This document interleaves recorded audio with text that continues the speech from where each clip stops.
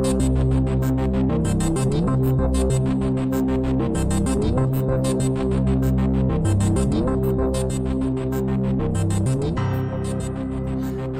and welcome to the 9th episode of Season 2 of the Dark Money Files, in which we shine a light into a murky world. I'm Ray Blake, and with me is my co-host, friend and business partner, Graham Barrow. Hello, Graham. Hello, Ray. And it's time for technology, Graham. Well, Ray, I think it is a little later than originally planned, but we're going to talk RegTech and FinTech, I think, today. Oh, okay. Let's start with FinTech then. Well, I think we should. After all, it's making a profound difference to the way so many people interact with their banking services. So, yeah, it seems a good place to start. Now, do you know, Graham, it's only by spending time with younger people that you realise just how much of a technological revolution has taken place over the last few years. Well, yes, Ray. Did you have anything specific in mind?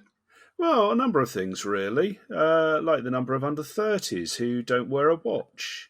They use their phones to tell the time, along with pretty much everything else. And if they do wear a wrist-borne device, it's as likely to be for health monitoring as for knowing what the time is. Well, that's true. In fact, I was training a group of young people recently, and, you know, not one of them had ever written a cheque or actually stepped foot inside a bank. Yeah, absolutely. And as we know, most of the banking halls in the City of London are now restaurants. Yes, it's been something of a quiet revolution, hasn't it? But of course, like most revolutions, there are always those who seek to use it to their own ends. And there has, I think there's also been a massive increase in tech-related fraud and money laundering and other criminality. Okay, so as we like to do, let's start at the very beginning. FinTech, of course, is an abbreviation for financial technology and was originally applied to the back-end systems of the established banks. But it rapidly came to personify the technology used by the startups and challengers within financial services, and now it's used as much to describe the companies themselves as the systems that they use. Yeah, and the use of the word is spread out from purely financial services to other places like education and non-profits and fund management and lots of others. Yeah, absolutely. But I think we should maintain our focus on our core audience and stick to FS, don't you, Graham? Oh, definitely, yep. Okay. And really, in the space of a single generation, we've gone from drawing cash from the window of a bank branch and writing checks to hitting a button on the screen of our smartphones or tapping a card or even tapping our watch on a reader. Now we can send money to the other side of the world faster than it used to take to send it to the other side of town. Yeah, so should we talk a bit about why these startups have grown so quickly? Yes, of course there are lots of reasons, but central to the speed and agility of these newcomers is the fact that their systems are integrated and built from the ground up. Yeah, unlike so many of the big old traditional banks, eh? Legacy systems, Graham. Yeah, and I suspect that's a subject which could almost have an episode to itself. But Ray, we definitely need to explain what we mean by legacy systems and how they came about. Well, we could always use the history of my first employer as an example. Well, let's do that. I know, Ray, when we first met 20-odd years ago, that you'd just left NatWest. I had. NatWest, of course, itself is an abbreviation for what was then the National Westminster Bank plc.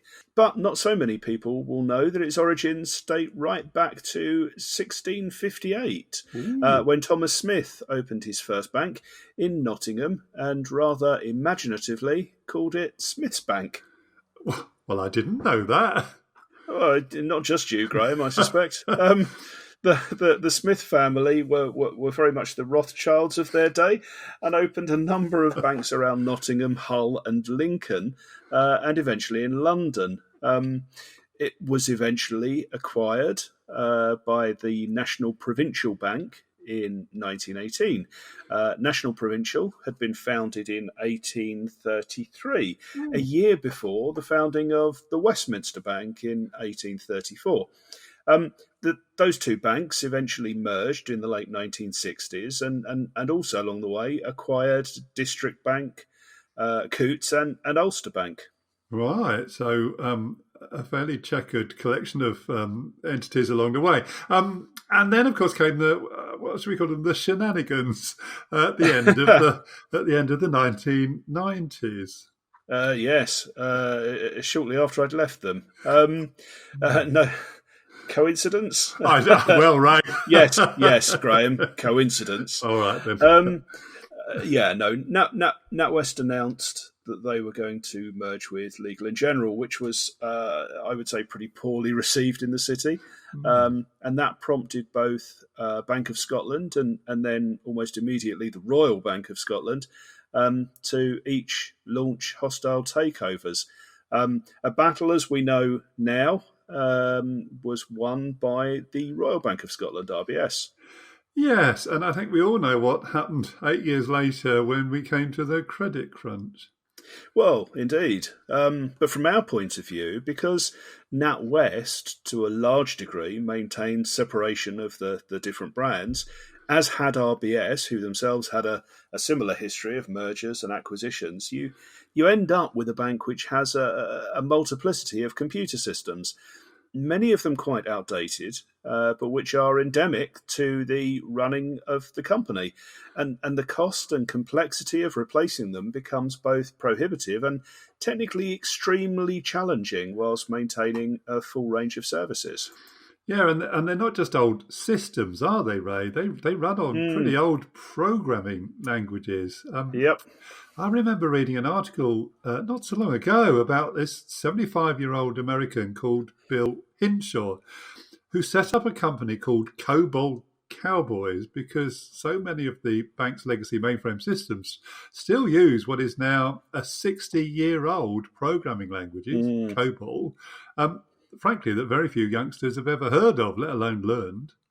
Yeah, I mean, it's actually a nightmare scenario, Graham. Banks rely on these old systems that few people understand well because the complexity of their interrelatedness is almost impossible to extricate. And what's more, every time they're forced to update their systems, they face the potential of having all sorts of glitches which can cause catastrophic outages to their systems, as we've seen more than once over the past few years. Well, yes. And of course, the financial system relies on these banks as much as the banks rely on the financial system. They can't just stop while they undertake an extensive revamp of the system because that system needs to be in operation for 24 hours a day. Yeah, it would be like trying to change the gearbox of a car while it's tearing along the M4. Yeah, not an exciting prospect. Not really, no. But these new kids on the block, of course, can build and have built from the ground up using modern programming languages that are specifically designed for use on things like mobile phones and other portable devices, and which are just dead easy to update. And they, of course, can use APIs or application programming interfaces to connect to all sorts of other clever software. I think we probably need to explain what an API is. Yeah, definitely. Okay, so an API, an application program interface, is a set of software tools consisting of protocols, subroutines, and the like, which enable different computer programs to talk to each other seamlessly. So, for example, there's now an open banking API, which enables you to have in one place all your banking information, at least in respect of those banks who've developed the correct interface. Yeah, which means that in one app you can view information from two or more of your bank accounts, if you've got more than one, and provided those banks have subscribed to the service. Yes, absolutely. APIs are very common in computing. Most of the time you just aren't aware of their existence, but every time you turn a Word document into a PDF, your program will be utilizing an API to do that. Yeah, so you end up with a service designed to meet your needs rather than you having to fit in with what your bank requires. Absolutely. And that's also true in the whole supply chain between you and that bank as well. Yeah. No bank has to redesign their systems just to talk to another bank that might be using a different language. And an API interface is the bit that means really disparate systems can talk to each other in some kind of electronic lingua franca. Yeah, and in a way, that's indicative of the way banks have been forced to change across the entirety of their operations, isn't it? Oh yeah, it wasn't so long ago that you could only get money out of the bank in normal banking hours, which tended to be Monday to Friday, 10 o'clock to 3 o'clock. And if you didn't get there in time, you didn't get your money. No, I remember those days, and of course, then Yeah. came ATMs, automatic teller machines, which were, I guess, what you call part of the first banking revolution. Yes, along, I suppose, with credit cards and then later debit cards. Yeah, do you know, Ray, this conversation just reminded me that a very long time ago I went for an interview with a rather grand old bank in Lombard Street. And Oh, that was, really? yeah, that was back when I was still a teenager, so quite a long time ago. Yeah, so this took place in black and white, I imagine. Very much so, very no, very monochrome. Yeah. Anyway, the interview then was composed of me being given an intelligence test, Uh-huh. and then a piece of paper with the office rules on. I Oh, was I was okay at the intelligence test, somewhat surprisingly, but I actually only got as far as number 3 of the office rules. really? Okay, so what were they? Well, number 1 was that white shirts and dark ties were to be worn by men at all times. At the time, I didn't actually Okay. possess a white shirt, so that was a problem. Number 2 was that men's hair was to be worn above the collar at all times. And right, bearing in mind this was the early 70s, and I didn't just have hair then, but it was fashionably long hair. Graham, you just can't unsee this mental picture. uh, Number three? number 3 was there was to be no talking during office hours. Seriously? Yep. Yeah. Ray, you know me well enough to realise that would have been impossible for me. So that really was the end of the interview. Wow, times really have changed, have they not? Yep. Um, Back to fintech, though. One of the other huge revolutions has been in the way that we subscribe for modern financial products. Mm. We both went through the application process for one of the new credit card providers recently, and that was a very interesting process, wasn't it? It was, Ray. Do you want to explain how it worked? Yeah, absolutely. So it consisted of providing your name and address, which you didn't have to do anything as old fashioned as typing in. You just took a photograph of something that contained them, and the app did it all for you. Mm. You had to give details of an existing bank account and then agreeing a small transfer from that account or from elsewhere, say £10 or so, as an initial balance. Then you had to record a short selfie video and an equally short piece of voice recording. 10 minutes later, you're approved. It was amazing. And of course, that also allows us to introduce the subject of biometric authentication, doesn't it? Well, that's easy for you to say, Graham. Biometric authentication is going to be. Well, I was going to say it was going to be the future. It's going to be part of the future. It's going to be roughly a third of the future, probably. Modern security systems are built on 3 legs, Graham. They Hmm. all feature something that you are, something that you possess, and something that you know. So typically, when there was only one leg, it was something that you knew, which was your password or your mother's maiden name or whatever. Hmm. That's now increasingly being supplemented with 2 other aspects. That is something that you are, so your retinal pattern or your fingerprint or basic facial characteristics, and also something that you possess. Now that may be some sort of physical key or some numbers on the back of a card, that are always with you. But typically, you're gonna increasingly find that your security when you interface with a financial services provider is comprised of all 3 of those legs. Yeah, and that's really interesting, isn't it? So, should we just have Mm, a talk through some of the variations of what we're now going to call our first leg, yeah. which are the biometric bits, and there's lots of ways of doing it. So the first one, Uh huh. I guess, is iris scanning. which Yeah. is pretty much exactly what it says on the tin. So, I mean, that system is predicated on the fact that every human being's iris has a unique pattern which can be captured using a finite number of data points. Yes, and it's actually significantly better than fingerprints. Hmm. It does have disadvantages, though. Without additional safeguards, it can be fooled by very high resolution photographs, and the equipment can be expensive.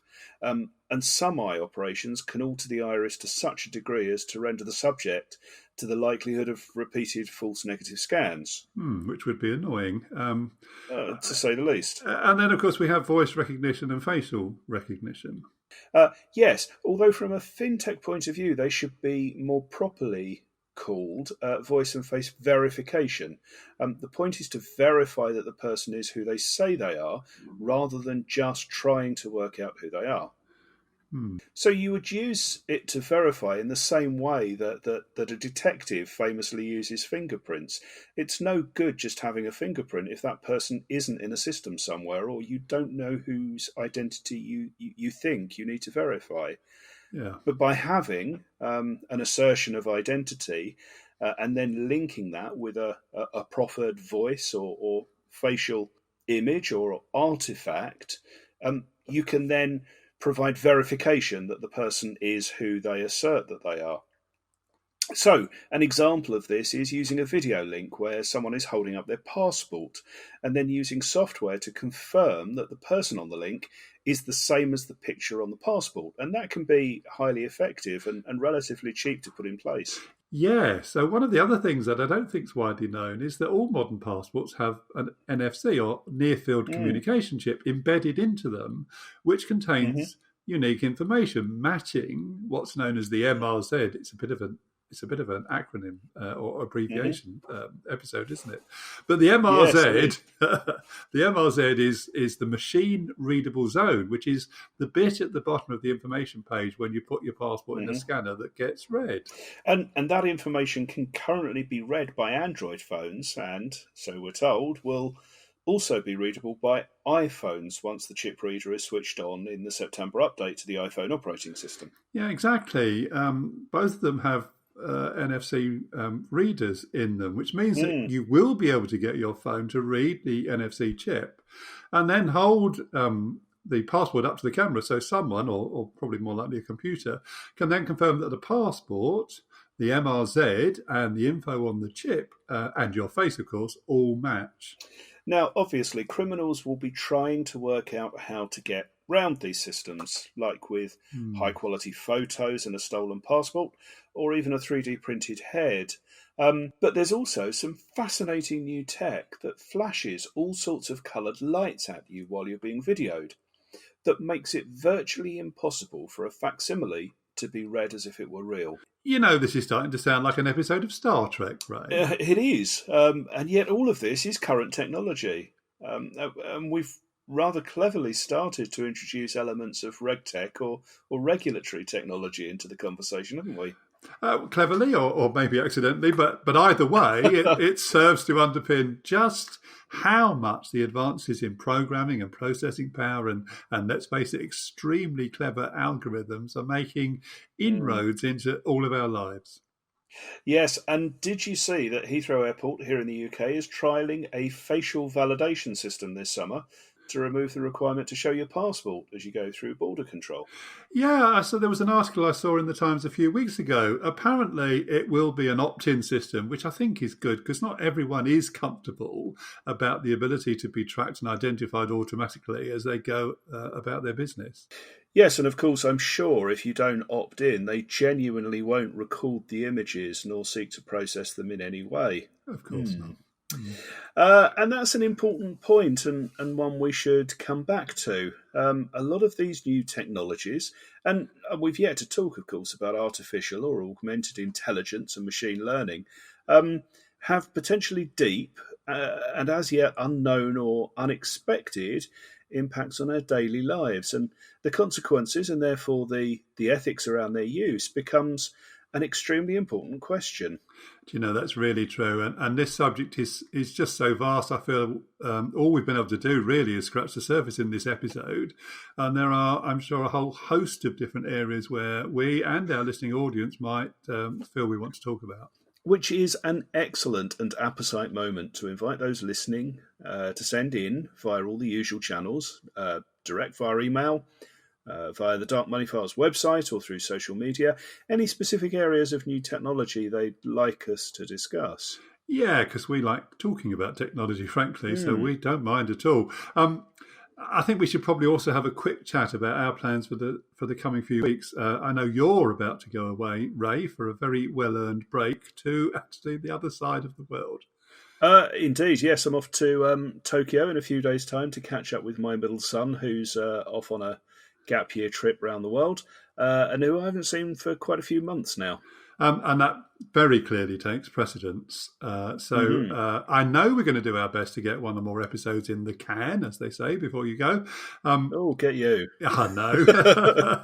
And I'm also aware, but I can't say any more just at the moment, that we may have to do a special over the next few days, depending on what happens in the news. Along a fairly well-trodden path, I think it's fair to say. It might be, yeah, but no more will leave my lips at the moment. But there may well be a small interruption to the normally smooth weekly output, I think is what we're trying to say, of the podcast. But rest assured, if there is any way of bringing you your weekly dose of dark money news, we'll do so. Even if it's recording from either side of the world, which would be an interesting challenge, wouldn't it? That could work, I'm sure. I'm sure we could. And I also know, bless them, that the BBC is quite hard at work advertising a new drama, which is called Dark Money. I don't know if anyone's seen the trailers yet. It's very kind of them, but we ought to hasten to add it isn't actually anything to do with us. And frankly, the dark money in their drama isn't much to do with our dark money either. No, absolutely. So, all other things being equal, Graham, and assuming that all of that comes to fruition, what's in store for next week? Well, Ray, I think we should continue our conversation on RegTech and look at all the other areas of our world which are just likely to be improved by it. Oh, I'm looking forward to it. Thank you for listening to this episode of the Dark Money Files. We hope you enjoyed it. If you would like to listen to future episodes, please subscribe through iTunes, Spotify, or your normal podcast provider. Thanks.